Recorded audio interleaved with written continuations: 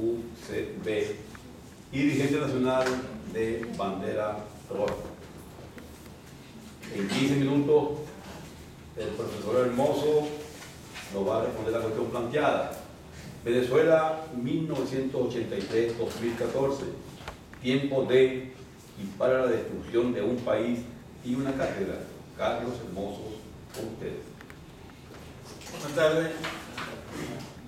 Bueno, era obligatorio asistir en esta oportunidad al llamado de nuestro amigo Agustín Blanco Muñoz, a pesar de que me aquejan algunos problemas de salud que seguramente eran un poco más fastidiosas que por lo regular este tipo de eventos.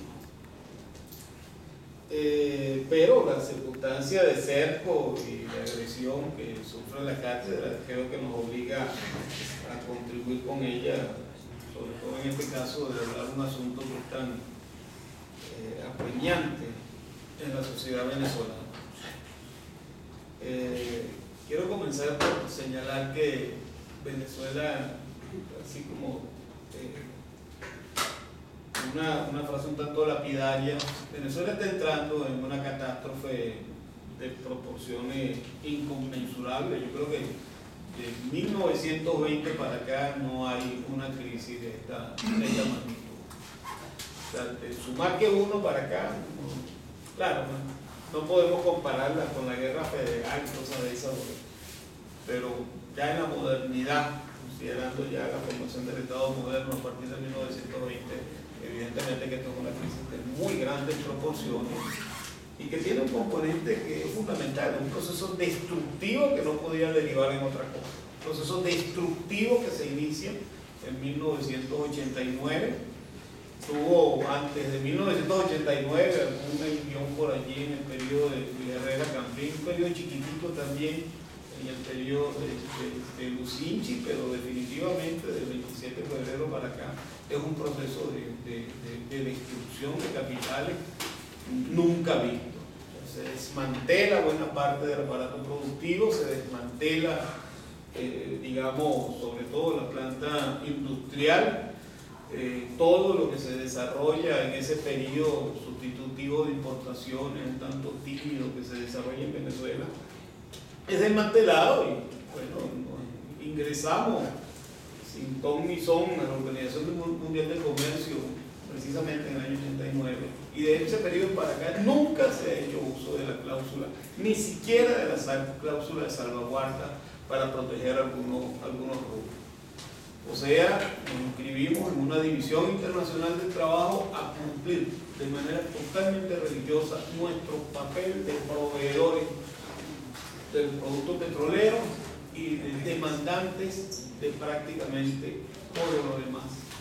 Por supuesto, dejando entrar en ese liberalismo absurdo con el cual nos metemos en la OMC y posteriormente en este periodo el Mercosur, a competir con economías con mucho más desarrollo, o sea, competir con mercadería mucho más costosa en términos del valor. No somos competitivos. Bueno, imagínate tú, pues empezamos a competir con los chinos. Cualquier coroto chino es mucho más barato que, qué sé yo, que hacen los gringos, cualquier país del mundo por la fuerza de trabajo. O sea, una composición orgánica que les permite un desarrollo tremendo y convertirse hoy día en la principal potencia mundial en materia manufacturera. Ese proceso de los últimos 3 lustros, el periodo del chavismo, se lleva a su máxima expresión. En el periodo de Carlos Andrés Pérez II, en el periodo de Caldera II, la cosa se morigera un poco, pero se inicia todo ese proceso de desmantelamiento. Y bueno, son muchos los ejemplos que podemos colocar. Tal vez uno de los más emblemáticos es de la industria del calzado. Anteriormente todos usábamos calzado made in Venezuela, ahora todo es made in China, Taiwán, Corea, y para ustedes contar apenas un poco menos del 20% de la demanda interna se satisface con la producción nacional, más del 80% se satisface con el producto importado. Bueno, textil, agroindustria, qué sé yo, en todo. Sustituimos sea, un proceso de sustitución, pero al revés, o sea, de sustitución de la producción nacional por importación. Por supuesto, cuando caen los precios del crudo, entramos en crisis, pues viene la catástrofe, que es lo que se está avecinando en Venezuela. Era fácil prever la caída del precio del crudo. Hace cosa de 3 años, cuando Estados Unidos comienza a intensificar brutalmente la producción de petróleo con la fórmula S, yo le digo petróleo en la roca. En vez de whisky en la roca, los gringos ahora se le están metiendo a petróleo en la roca. Con la producción de petróleo de esquisto, con una tecnología que solamente podrían desarrollar los gringos, que tienen una alta centralización de capitales, etc. Bueno, ya se calcula que en el 16, no en el 17, como decían ellos, sino en el 16 ya Estados Unidos puede lograr su autoabastecimiento de petróleo. Por lo tanto, hoy día no necesita mucho petróleo venezolano. Prefieren que se lo demos a los chinos para que le paguemos parte de la deuda. Tragedia nacional, cae el precio del oro y en los últimos 3 años ha caído más del 30%. El oro cae de 1870 en su pico más alto hace 3 años a 1400, a 1200 y algo, que está ahorita, no sé en los últimos días cómo se ha comportado, pero la última vez que lo vemos por allá está en 1230. Eso tumba las reservas internacionales porque el 70 y tantos % de las reservas internacionales son en oro, porque ya se nos acabaron las reservas. Y las reservas operativas están en el orden de los 200 millones de dólares, que no tenemos ni para terminar el año. El déficit fiscal debe estar en el orden del 18% del PIB. Arrancaremos con ese déficit fiscal en el año 2015 que calculan algunos que debe llegar al 25%. O sea que si la inflación este año es del, no sé, dicen que el 65%, pero evidentemente que es muchísimo más, sobre todo en alimentos y bebidas, el año que viene indiscutiblemente vamos a llegar a una hiperinflación y un PIB cayendo. Entre 1 y 4, dicen los más optimistas del gobierno, dicen que acá hay un punto. Aquí nadie se come ese cuento, sobre todo con las cuentas nacionales que están tan desbaratadas en este gobierno. Uno no sabe qué es lo que pasa, lo vive, lo sufre más bien, pero no hay una exactitud al respecto. Lo que sí es cierto es que estamos cayendo en una recesión, se conjuga aquello que llama estanflación y para el año que viene esa estanflación será muchísimo, muchísimo mayor. Mientras, a escala internacional, bueno, la recuperación, el capitalismo sale de una crisis y parece ser que no termina de salir para entrar en otra, ¿no? Entonces ya China es lo que viene salvando, China e India, ¿no? Sobre todo con una demanda interna potencial que la están estimulando mucho para sustituir buena parte de la demanda exterior que se ha venido disminuyendo producto de la recesión europea, que todavía no da muestras de una recuperación franca. Entonces, ese es un elemento que tenemos que tomar en consideración. Tenemos que tomar en consideración porque los precios del crudo se podrán recuperar sí, solo sí. Hay una recuperación de la demanda, pero tiene que ser una recuperación de madre. Junto con esa recuperación tiene que venir otra guerra, pues, una guerra seria, ¿no? Esta guerra que no terminan de movilizar tanques, aviones y cohetes y cosas de esas, son guerras que no notan, pues no permiten una recuperación del aparato productivo estadounidense, ni permiten que las sospechas en relación con las perspectivas, con las expectativas de los precios del crudo sean mayores, porque una guerra es lo que permite aquello, ¿no? Entonces no hay guerra de grandes proporciones, hay una sobreoferta, no se incrementa la demanda. Luego, ¿cuánto tiempo va a durar la caída del precio del petróleo? El camarada Maduro, yo no sé si por conocimiento científico o por vaticinio religioso, señala que va a haber un rebote. Bueno, yo no sé cuándo va a venir el rebote, pero si viene un rebote chiquitico. No creo que venga un rebote de significación, sobre todo porque en este mundo tan loco que actualmente se metieron unos estados islámicos y resulta que el estado islámico tiene el petróleo que Jorge Garrote está vendiendo el petróleo a mitad de precio, a precio de gallina flaca, y eso también afecta el comportamiento del precio del crudo a escala planetaria. O sea que nuestro mercado parece que no tiene posibilidades de recuperación y el capital ha encontrado refugios distintos al oro, y entonces se vaticina también que la caída del precio del oro va a seguir su curso, de tal suerte que las reservas internacionales para el año que viene puede llegar a su mínima expresión. Ya le estamos ganando a Lucinchi, ya le estamos ganando, o sea, este gobierno le ganó a los adecos y los copellanos, pero en todo. Lo único que no le ha ganado todavía es una represión como la que tenían en aquella oportunidad. La tortura no es tan científica como en aquellos tiempos, las desapariciones no están por allá a la vista, pero puede llegar. Puede llegar. Ya dieron un asomo en el periodo de febrero, torturando unos cuantos estudiantes y deteniendo a otro número importante, todavía bastantes presos políticos, sin ninguna fórmula, qué sé yo, aquello que llaman Estado de Derecho. Ese es el vaticinio para el año que viene. Tiene que haber una reducción del gasto social y, bueno, la misma fórmula que utilizó mi amigo Miguelito Rodríguez en la oportunidad de Carlos Andrés Pérez, que trajo como derivación el 27 y 28 de febrero del 89, entonces eso pareciera que es una fórmula religiosa, pero no hay otra cosa que hacer.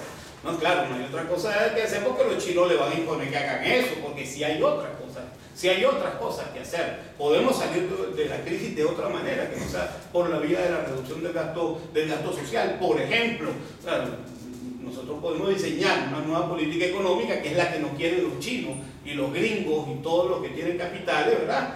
Serios, que nosotros adelantemos. La casa de riesgo, ¿cómo que se llama? Saragón, la principal casa de calificación China ya vaticinó esto y ya le dio orientaciones al gobierno venezolano, que de paso son orientaciones de larga data en el sentido de que desde 5 años para acá los chinos tienen una incidencia enorme en la política económica venezolana, y en enero del año pasado, en una célebre reunión, célebre en el mundillo político, ¿no? Célebre reunión que se dio entre los grandes, o sea, Rusia, China y Brasil por BRIC, y Estados Unidos por su parte, y Alemania representando a la Unión Europea, llegaron a un acuerdo que tiene una incidencia política muy grande. Llegaron al acuerdo de salvar a Maduro, pero salvar a Maduro sobre la base de que desarrolle, de que adelante una política económica como la que ellos quieren. ¿Cuál es esa política económica? La misma fórmula del Carlos Andrés Pérez II: reducción del gasto social, reducción de la educación, salud, crear su potecito para pagar la deuda, que es grande, bastante grande, y seguir desarrollando una política económica destructiva del aparato productivo. De tal suerte que nosotros podemos decir, ¿verdad?, que desde que Venezuela está, yo no sé si es país o es país, yo creo que es un país, ¿verdad? Y vivo en Venezuela, soy venezolano, soy magallanero, como todo el pueblo venezolano, desde que somos país o nacionalidad, como ustedes quieran verlo, siempre ha habido un freno al desarrollo de las fuerzas productivas, siempre, por los nexos de dependencia, porque en América Latina el que se ponía cómico simple y llanamente le hacía una guerra. Usted recordará, profesor, la investigación que se hizo en el Centro de Investigaciones de la Facultad, en el Instituto, sobre el caso paraguayo. O sea, ¿por qué se da esa callapa de Brasil, Uruguay y Argentina contra el pueblo paraguayo? Bueno, porque estaban prácticamente en una economía medio autárquica y habían obtenido un desarrollo brutal, enorme en comparación con lo que significaba ese pequeño país. ¿Cuál fue el resultado de esa guerra, de la Triple Alianza? Bueno, prácticamente trajo como la única cosa buena es que como no había hombres, los hombres tenían 5 o 7 mujeres, ¿verdad, compañero? Así fue la cosa, pero lo único bueno, pero de resto fue un proceso de destrucción física de la población masculina. Ese fue el castigo del imperialismo inglés particularmente. Entonces, ¿qué es lo que viene para el año que viene? La gran catástrofe. Se acabaron los reales, no tenemos dólares para importar, no hay perspectivas de recuperación del aparato productivo, no hay ninguna medida que indique que va a haber una recuperación. La política bancaria sigue siendo la misma, la política tributaria y fiscal se va a profundizar. Dicen que hasta van a aumentar la presión tributaria. Yo no sé cómo van a aumentar la presión tributaria con una gente que no tiene real. Pero sin embargo, hablan de incrementar la presión tributaria, aumento del precio de la gasolina. O sea, la misma formulita, ¿verdad?, que utilizó Kiko Rodríguez es la que van a tener que aplicar por demanda de la oligarquía financiera internacional. ¿Cuál es la gran ventaja del gobierno o del régimen chavista, para decirlo en términos más concretos?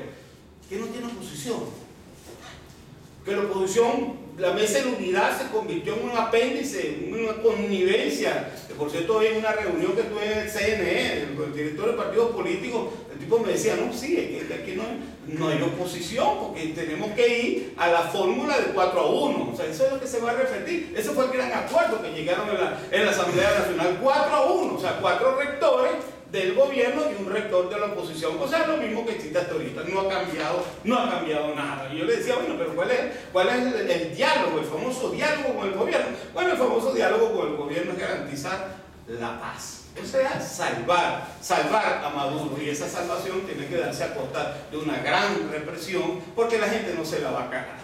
O sea, así como vaticinamos el año pasado, más o menos en noviembre, un conjunto de factores políticos donde estábamos nosotros, 20, voluntad popular, etcétera, de que venía una rebelión, y vino la rebelión no porque nosotros la hayamos dirigido, propiciado, no tenemos la fuerza para... Es más, en Venezuela nadie tiene la fuerza para eso, simple y llanamente un movimiento espontáneo de masa que tenía que adelantarse, tenía que desarrollarse por las condiciones críticas de la sociedad venezolana. Bueno, imagínense ustedes cómo será, ¿verdad?, la rebelión para el año que viene en medio de unas circunstancias tan dramáticas bajo el punto de vista económico. Entonces, ¿cuál es la salvación que tiene el gobierno? Una oposición que no es coherente, una mesa de unidad que tiene infiltrado, ¿verdad?, 2 bloques de la oposición que no nos podemos poner de acuerdo, ¿verdad?, y en su seno tampoco nos podemos poner de acuerdo, la cosa está medio dramática, ¿verdad?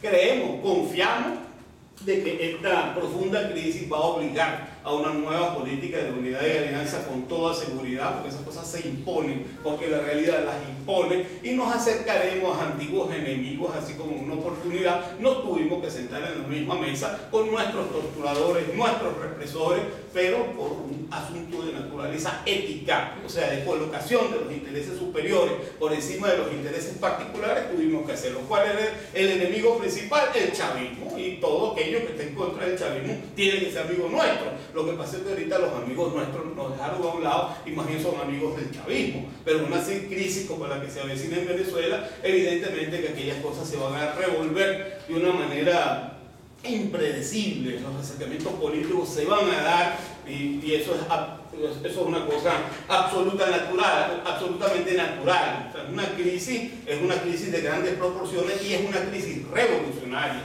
¿Qué significa que sea una crisis revolucionaria? Los de arriba no pueden seguir gobernando a la vieja manera y los de abajo no quieren seguir gobernando como hasta ahora se viene haciendo. Y no quieren seguirse dejando gobernar como se viene haciendo por las condiciones que van a crearse en la sociedad venezolana, las condiciones de reproducción de los trabajadores, de 2 millones y tanto de familias que hoy día dependen de los emolumentos que le brinda el Estado y que en virtud de la caída del gasto público se van a ver afectados de manera totalmente directa. O sea, vamos en camino a una explosividad social de grandísimas proporciones y ese es el resultado de un proceso de destrucción del país como nunca lo hemos vivido.